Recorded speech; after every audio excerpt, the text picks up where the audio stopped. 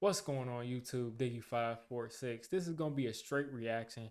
I just recorded a reaction video a couple minutes ago, but for some reason my software disconnected my microphone.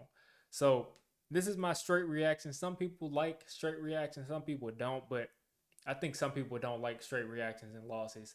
But either way, uh 4-1 for the first time since 2009. We weren't 4-1 in 2009. We were actually 5-0 in 2009, but this is our best record since 2009 starting off. And what can I say, man? The coaching is just showing. We're just able to see how important coaching is in this league. It's what we've lacked since Tom Coughlin. And I would say even towards the end of Tom Coughlin, he became a little bit less decisive. It just is what it is. Tom Coughlin is forever going to be one of my favorite coaches of all time, one of my favorite people of all time as far as just people in pop culture and sports. But he started to kind of lose some of what made him great towards the last couple of years. But this is the first time in a long time that I can say the Giants have had a coaching edge in pretty much every single game this year on offense and defense. We come into every game with a different game plan. We played a lot of zone coverage, more than usual. A lot of loose, kind of off coverage, more than usual. And we complained about those outside, short passes where they were moving the ball, moving the ball, moving the ball. But it worked out for us because we were able to stand up in the red zone more often than not. And then we were able to just get off the field.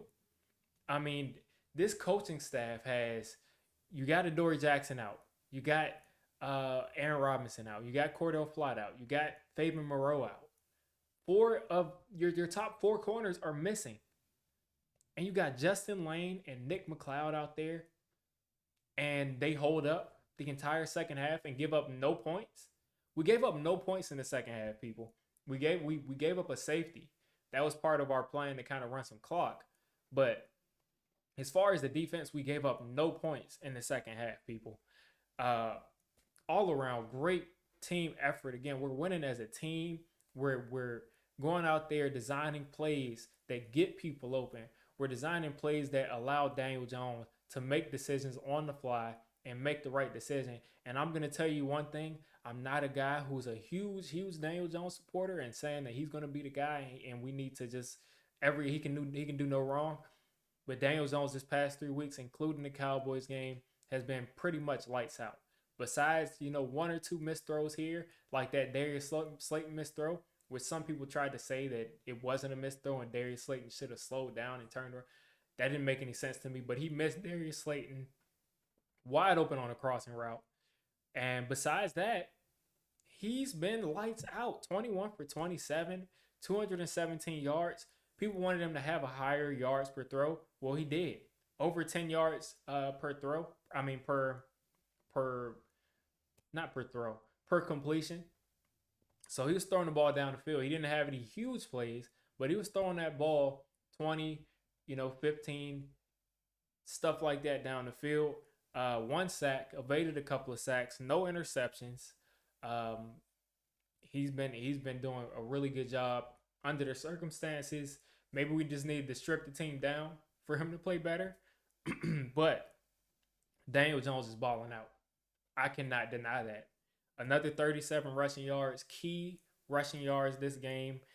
People were concerned about the ankle. I saw him jogging last week on the sideline. He looked pretty healthy. He looked pretty healthy, and I don't think he's back up to full speed on that ankle, but he was obviously able to protect himself. He didn't have to come out of the game after getting hit a couple of times. So it looks like he's full go. And I'm thinking next week he'll be probably closer back to running full speed. So he's looking good out there. I can't tell a lie. Um, Saquon Barkley again, very important to winning this game. He had a touchdown out of the Wildcat. He had a really long 40-yard carry. Some people thought he could have kind of got back to the outside and maybe scored a touchdown, but long carry. Uh, he has one every week.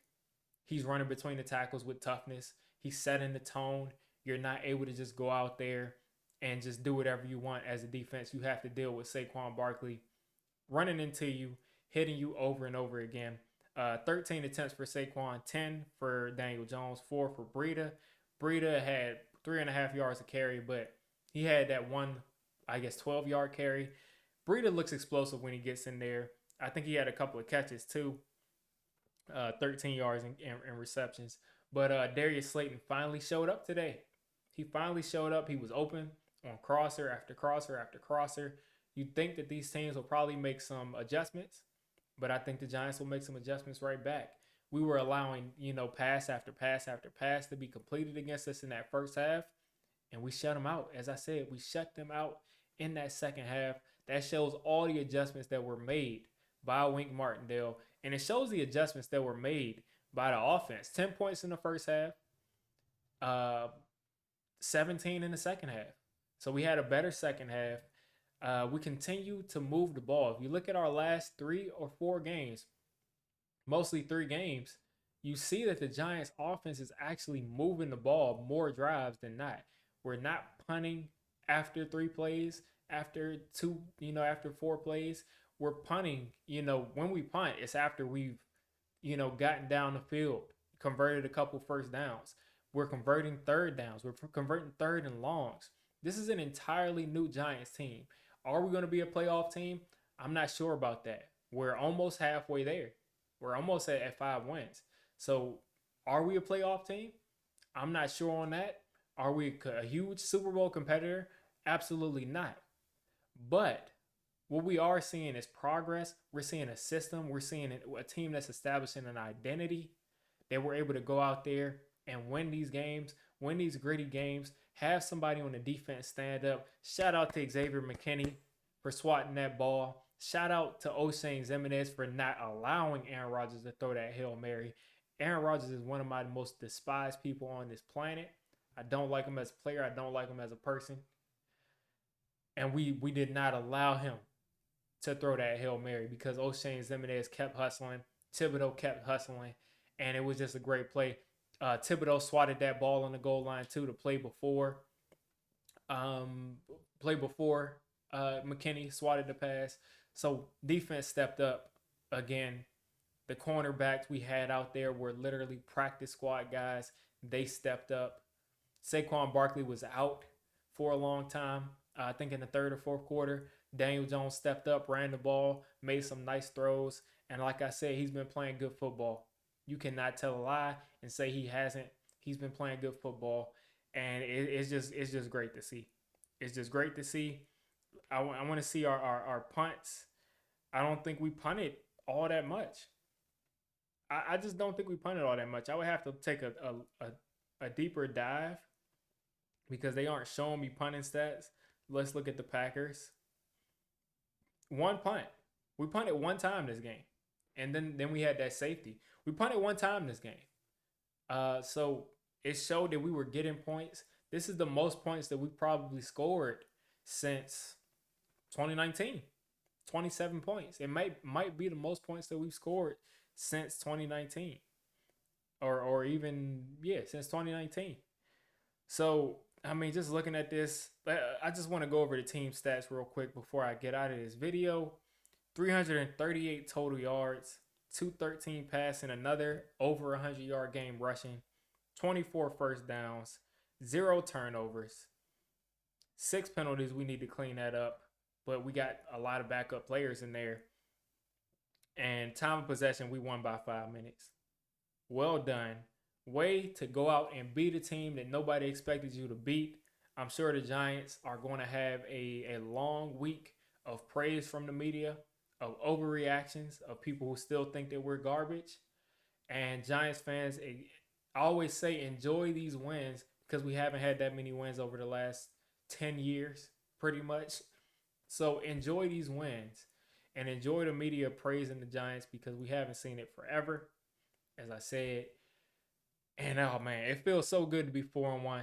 We could possibly be 5-0 if we had played our game to our ability against the Cowboys, but they won that game straight out, so I can't be too mad at that. But I mean, it feels good. Feels good.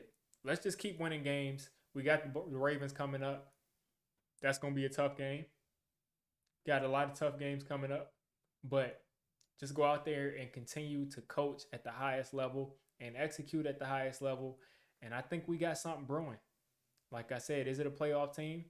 I'm not sure. I used to say no, but we're already at 4 wins. We're at 4-1. You don't get to 4-1 in this league as an accident. It just doesn't happen. So, you guys let me know what you're thinking of going to the UK, to England, and getting the fourth win against Aaron Rodgers, the man who takes ayahuasca and Percocets before the games. You guys let me know how you feel about this win. Go Giants.